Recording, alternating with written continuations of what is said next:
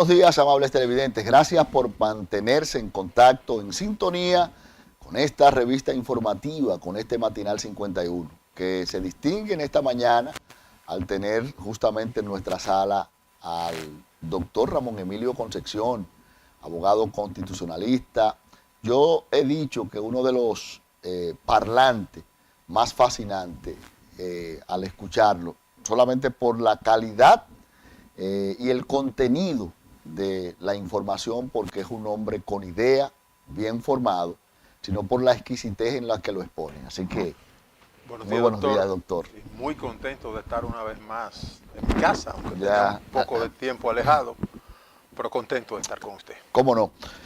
Doctor, usted a lo largo de su trayectoria ha sido un político, un ciudadano, un abogado, siempre defendiendo las normas, el derecho. Y ahora ya se ha debatido grandemente respecto a una sentencia que le ha favorecido. Y yo quiero, en principio, para que hablemos, digamos, del valor, del significado en una sociedad, en un régimen de derecho, como la sociedad o el Estado Dominicano. ¿De qué se trata? Usted dijo una sentencia. Sí. Yo creo que este debe ser el primer caso en el país que tiene dos sentencias del Tribunal Constitucional. Una de la Corte de Apelación y dos del Juzgado de Primera Instancia del Distrito Nacional. Pero creo, no puedo hacer la afirmación tajante, y quiero cuidarme en eso, pero creo que es el único proceso que va dos veces al Tribunal Constitucional. Usted sabe que las sentencias del Tribunal Constitucional, de acuerdo a la Constitución del 10, son definitivas, irrevocables y vinculantes para todos los poderes públicos y organismos públicos. Pues esta ha ido dos veces al Tribunal Constitucional. ¿Cómo empieza este periplo? Yo fui abogado de una litis importante que hubo en el país, específicamente en Romana, entre dos hermanos.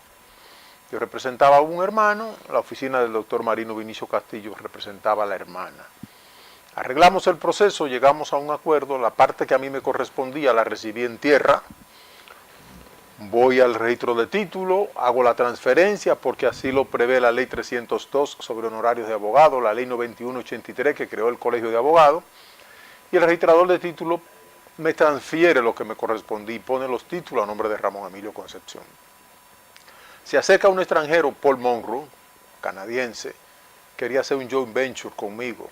Yo ponía la tierra, él ponía los recursos para nosotros hacer un hotel de salud para el invierno, que en Canadá casi es permanente, 8 o 9 meses del año, traer los pensionados y alojarlos frente al mar, frente a la isla Catalina, que es donde parte de los terrenos de nosotros.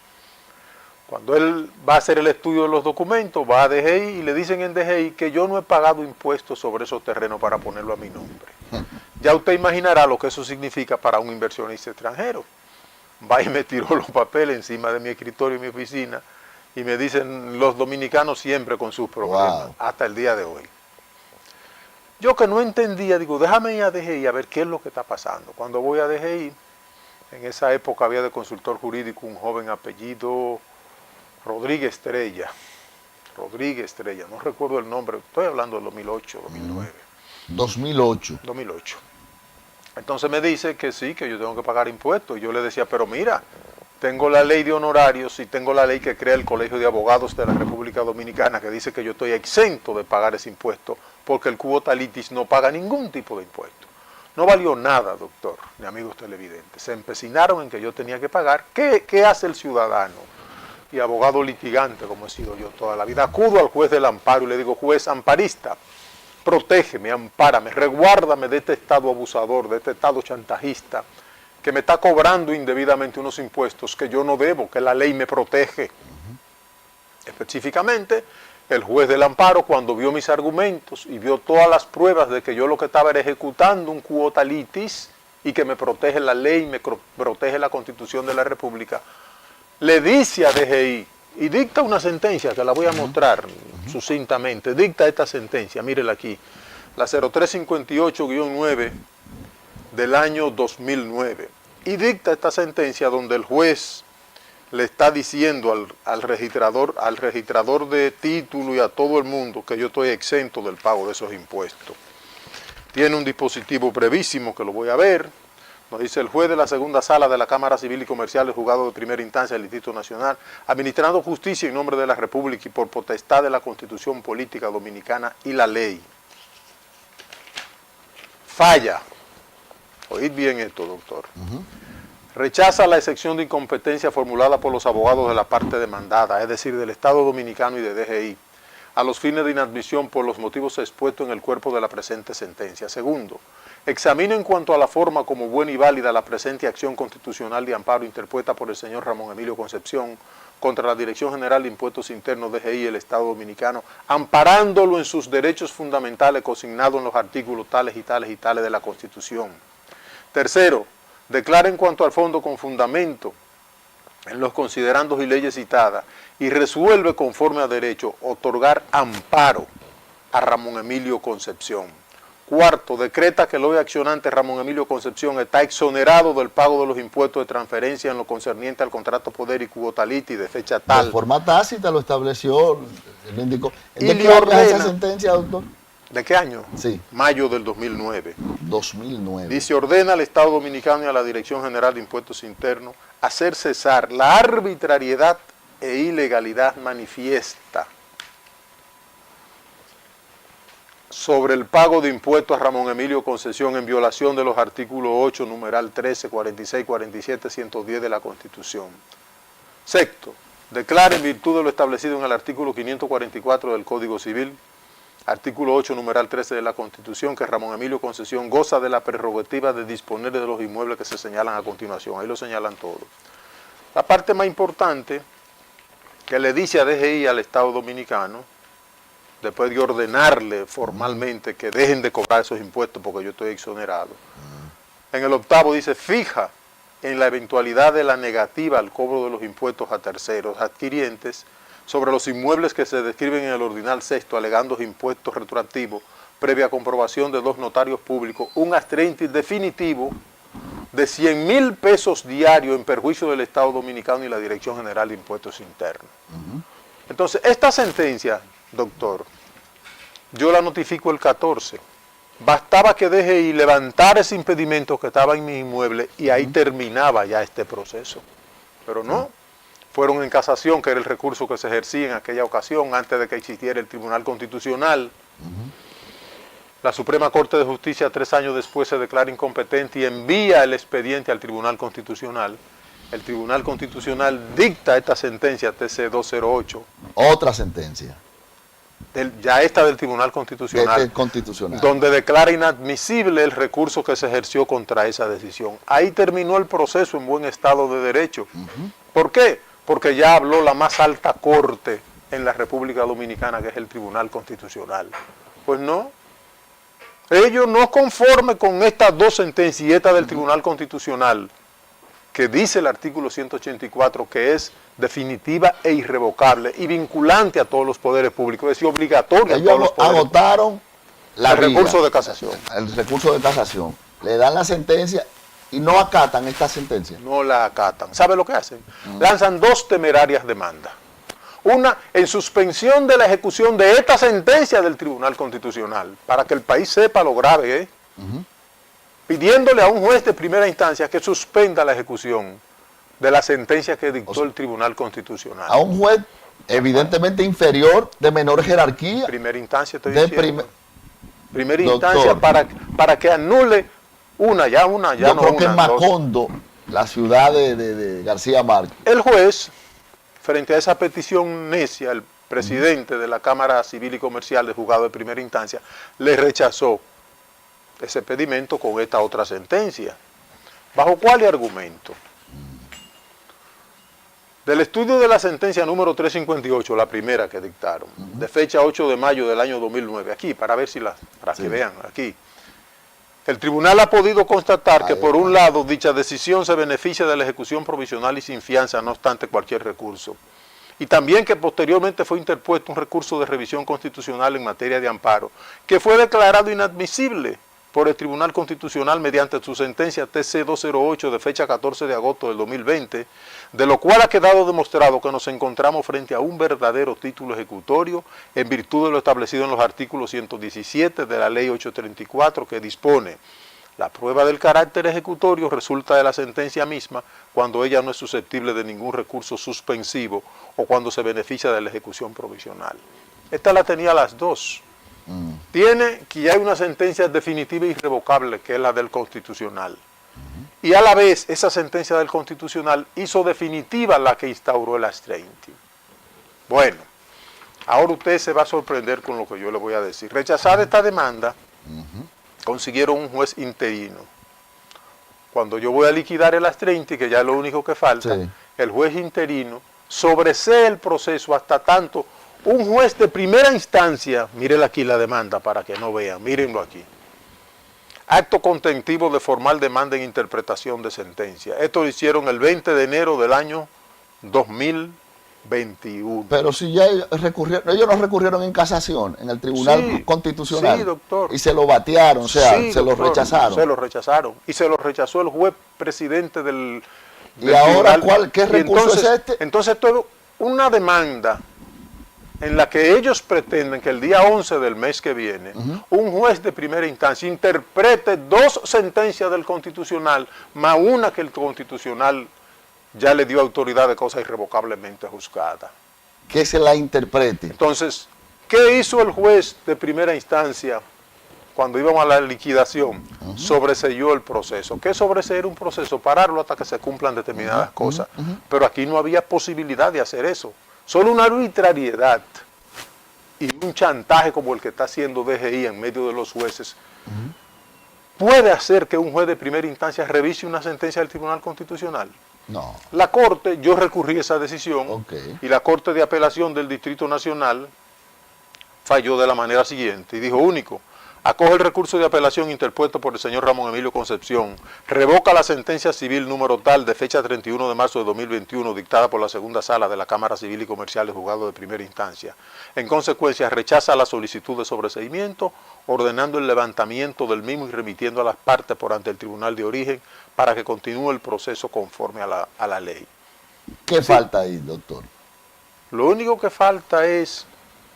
Déjeme espérese. Porque si se lo batea, para o sea, decirle, ya, cuando eso pasa... Un recurso temerario a todas luces. Totalmente temerario. Pero yo, que he sido un hombre que lo que he predicado toda mi vida es que soy esclavo de la ley, a mí con la ley me doblega el ciudadano más humilde, pero yo con la ley de mi parte doblego a quien tenga que doblegar. Y es cuestión de tiempo. Acudo al Tribunal Constitucional y digo: señores, díganme qué hago, porque miren, tengo sentencia de ustedes y DGI se resiste a cumplirla. Díganme qué hacer. Y en esta sentencia, otra sentencia del Tribunal Constitucional, le voy a leer nada más. ¿Usted acudió al Tribunal Constitucional? Claro, porque tengo la resistencia de un Estado abusador, de un Estado arrogante, prepotente, de gente que creen que los cargos públicos son para toda la vida, sin mirar la experiencia de los PLDistas, que pensaron que porque tenían 20 años en el poder, eran dueños de hacienda y de vida de los ciudadanos. Eso parece que está pasando en algunos funcionarios de la actual administración.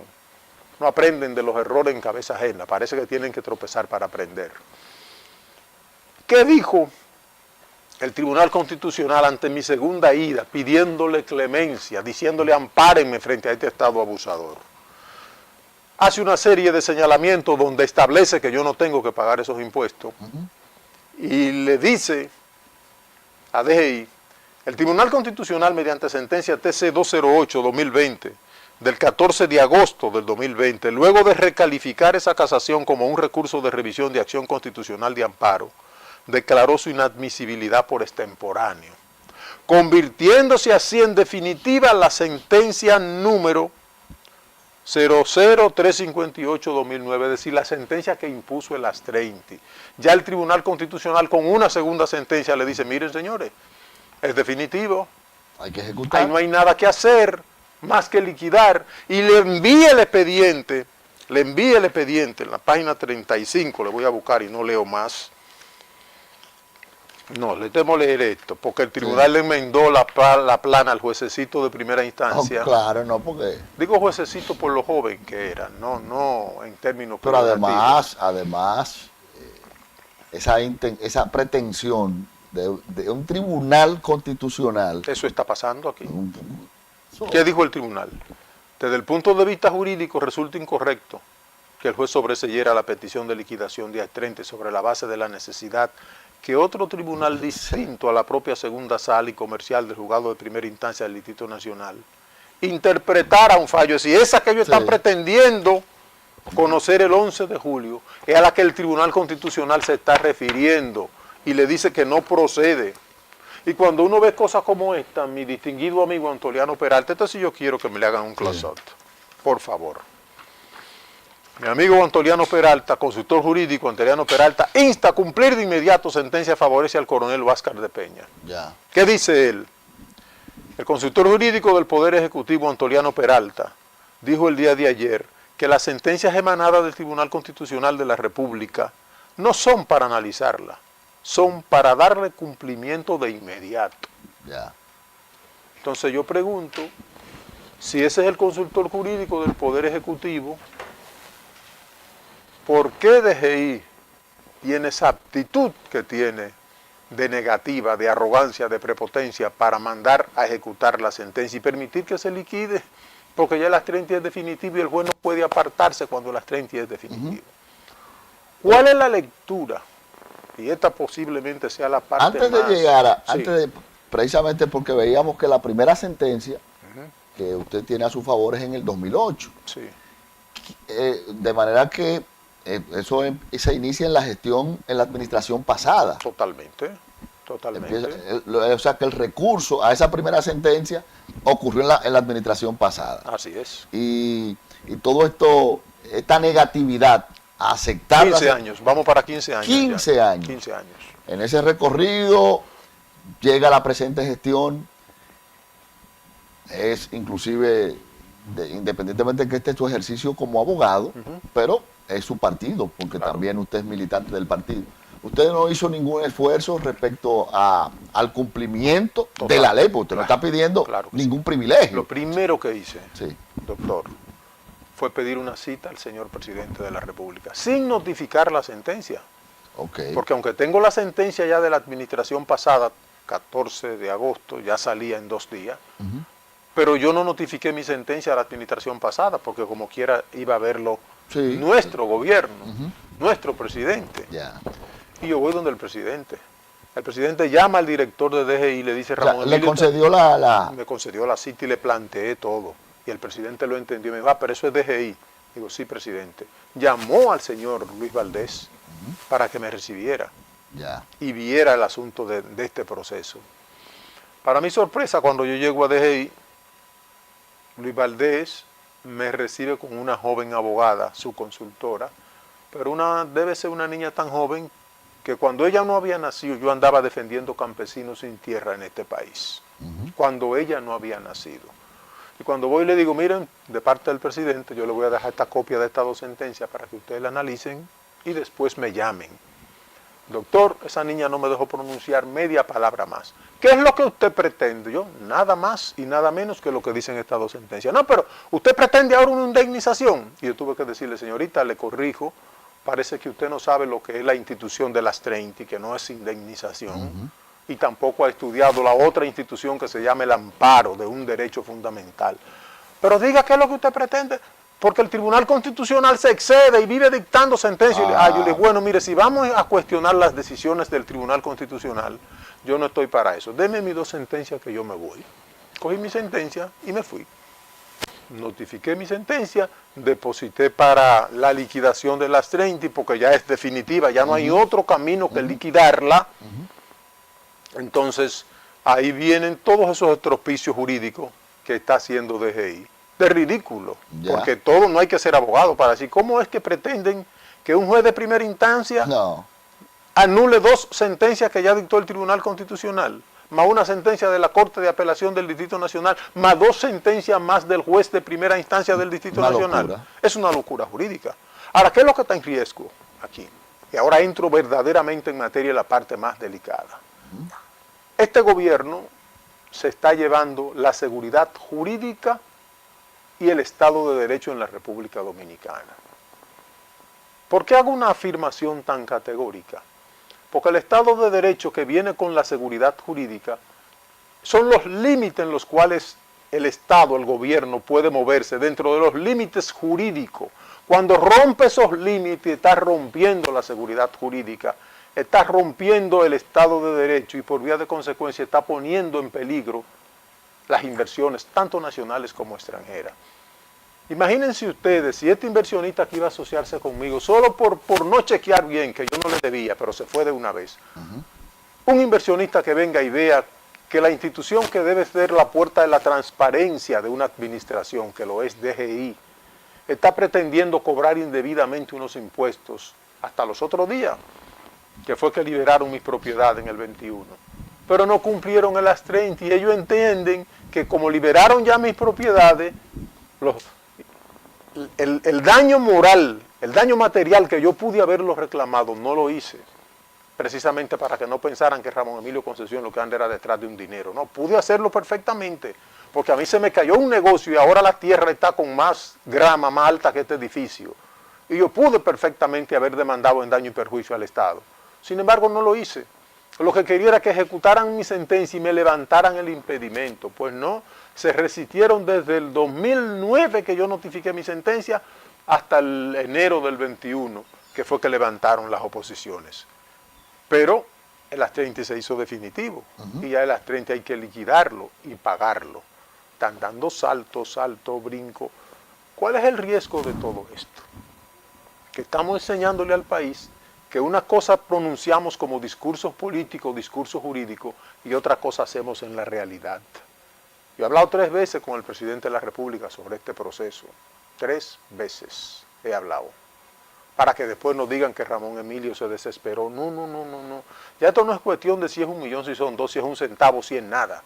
Es el peligro al que estas autoridades están exponiendo una nación que, a pesar del tiempo, hemos ido ganando, hemos ido avanzando y afirmando una democracia que es la que necesitamos para vivir en paz.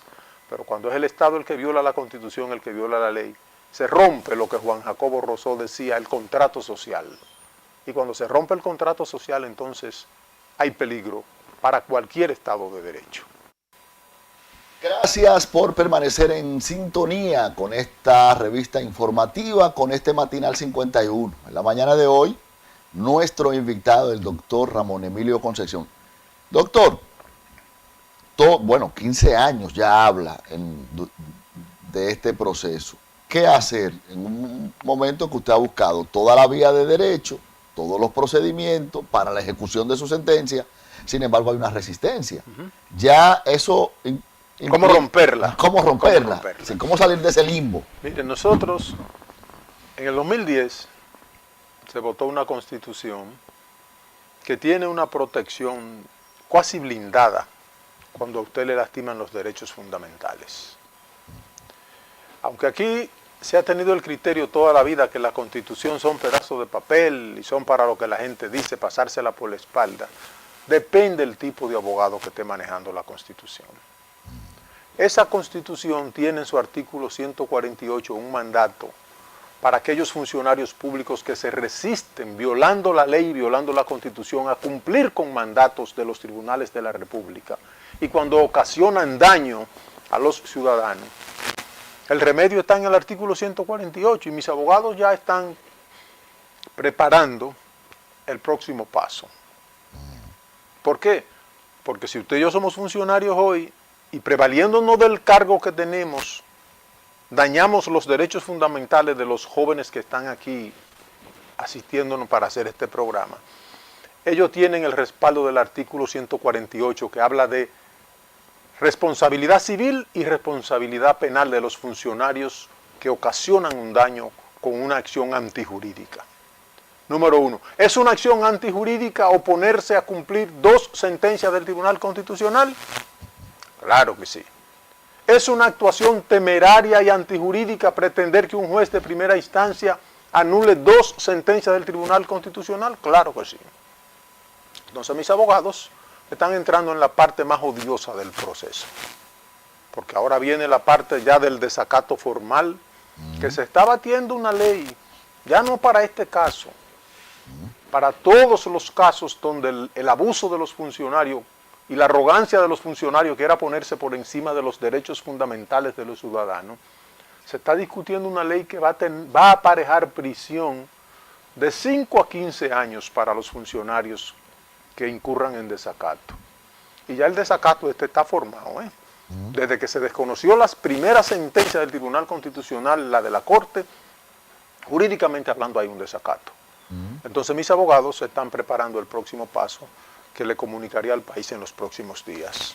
La verdad es que el señalamiento que usted hace de recurso temerario, de recurrir una sentencia del más alto tribunal, del Tribunal Constitucional, así es, a un tribunal de primera instancia. Sí, sí. Usted lo dice, yo creo que usted lo está creyendo porque le estoy mostrando los papeles. Claro, no, definitivamente. Yo porque creo que debe ser un hecho único. A todo el que le dicen una cosa como esa, dice, no, pero se tienen que estar volviendo locos. No, pues sí, lo están intentando y hay audiencia fijada para el día 11. Yo estoy convocando a los abogados, a los amigos, para que me acompañen el día 11, porque ya no es Ramón Emilio. Ya no es Ramón Emilio. Es el Estado de Derecho. Y más que todo eso, el principio de legalidad. El siglo XVIII, doctor, fue el siglo que rompió en dos la historia. Hubo un antes y un después del siglo XVIII. Antes del siglo XVIII, las monarquías ya en estado decadente, como andaban, que hasta el amante de un juez podía cambiar un ministro de Economía, cambiar un ministro de la Guerra, todo, la que era preferida del monarca en esa época, mandaba más que el monarca. Entonces, cuando llegas al final, ya esa vetusta y decadente monarquía, los filósofos del siglo XVIII comienzan a ver cómo evitamos que surjan más abusadores desde el poder. Y se armó una rencilla entre el monarca y el parlamento, cuál tenía más potestad, porque el monarca lo elegían los hombres y los hombres vienen nacidos de Dios y por vía de consecuencia hubieron filósofos tan lambones que decían que el juez, que el monarca lo había impuesto Dios, porque lo elegían descendiente de Dios. El filósofo Grosso, así se llamaba, era partidario de esa tesis. Pero hubieron otros filósofos que dijeron, no, espérate, que eso es muy peligroso, decir que este hombre lo ha puesto Dios. No, entonces nosotros tenemos que organizar cómo dictamos un instrumento jurídico que lo tenga que respetar el monarca y que lo tenga que respetar el parlamento. Porque el monarca había momentos que si necesitaba el dinero iba y cogía su cosecha, la mía, la de los jóvenes, la vendía y llevaba a nuestros hijos a la guerra sin consultar el parlamento. Y el parlamento decía, no, es que nosotros somos los representantes del pueblo. Y eso sirvió para que los filósofos del siglo XVIII empezaran a hablar de una supralegalidad, de una ley de leyes. Así nacen las primeras constituciones, sobre todo la primera que nace en el estado de Massachusetts en 1780, si no me falla la memoria. Surge la primera constitución porque lo que existía antes, Francia y también Estados Unidos, eran declaraciones de principio que no eran constituciones. Pero los filósofos lograron eso y desarrollaron el principio de Estado de Derecho, que no es más que aquel. El Estado de Derecho es simple y sencillamente, para ver si me doy a entender, cuando el principio de legalidad lo acata quienes son los gobernantes, basado precisamente en el contrato social de Juan Jacobo Rousseau, que dice los ciudadanos pagan impuestos, cumplen órdenes, hacen esto, trabajan, ¿a cambio de qué? De que el Estado le garantice estabilidad, salud, educación, respeto a sus derechos fundamentales. Fíjense cómo pensaban esa gente. Y lograron entonces hablar ya del principio de legalidad, que es aquel que se le impone a los gobernantes. Tiene unos límites. Si el gobernante sale de esos límites que impone la ley, está rompiendo el principio de legalidad. Por vía de consecuencia está rompiendo o declarando inexistente el Estado de Derecho. ¿Y qué es lo que pasa cuando en una nación se rompe el Estado de Derecho? Aquí ha pasado. Aquí ha pasado. El pueblo no lo resiste, el pueblo no lo aguanta. Lo que sucede es, cuando llega al poder gente que ni conoce la historia, ni la estudia y no le interesa, casi siempre repiten errores del pasado. Por suerte este país sabe cómo atender a quienes violan la ley, así como sabe a quienes proteger a los que cuidan la aplicación de la ley. Entonces, doctor, aquí lo que está en juego ahora mismo ya no es si es Ramón Emilio, si es DGI. No. Es el principio de legalidad que este gobierno se lo está llevando en paro, por más bulla que haga de que anda buscando inversiones. Y que no digan que Ramón Emilio es, como dicen mucho, él es radical. No. Yo siempre he dicho que soy un esclavo de la ley. Y a mí con la ley el ciudadano más humilde me arrodilla. Pero yo haciendo uso de la ley y conociéndola como creo conocerla, la voy a usar hasta las últimas consecuencias. Siempre dentro del marco jurídico. Porque yo no sería capaz de hacer ninguna actuación que no me proteja la Constitución y la ley. Y el poder es pasajero. El poder va, el poder viene. Los hombres y los que están en cargos públicos son nubes que pasan. Pregúntenle a los PLDistas que porque el país le concedió el favor durante 20 años pensaron que eran dueños de Hacienda, vida y alma de los dominicanos. Y mira cómo andan hoy. Entonces a mis compañeros de partido, a mis compañeros de gobierno, que se serenen, que esto apenas comienza. Pero este pueblo sabe cobrar. Y después que los jóvenes se congregaron en la Plaza de la Bandera, que aquí hubo un antes y un después, eso está ahí, Eso está para aplicársele a quienes se creen dioses desde que están en el poder. Entonces vamos a sosegarnos, vamos a respetar la Constitución y las leyes, porque hoy soy yo, mañana puede ser usted. Así de sencillo. Doctor, yo creo que más claro, como dicen, finalmente, ¿cuál ya es el paso para lograr la ejecución? Porque de pronto usted no va a abandonar para romper con ese limbo. Mis abogados lo están preparando, le prometo que le traeré la primicia a su programa. Muchísimas gracias, doctor, a usted, por haber compartido un placer con nosotros. siempre. ¿Cómo no? Señores, hemos hablado con el doctor Ramón Emilio Concepción. Yo creo muy claro la defensa a un régimen de derecho, al cumplimiento del deber y al cumplimiento de la ley, que es para todos. Inclusive es el juramento que hace el presidente de la República cuando toma posesión.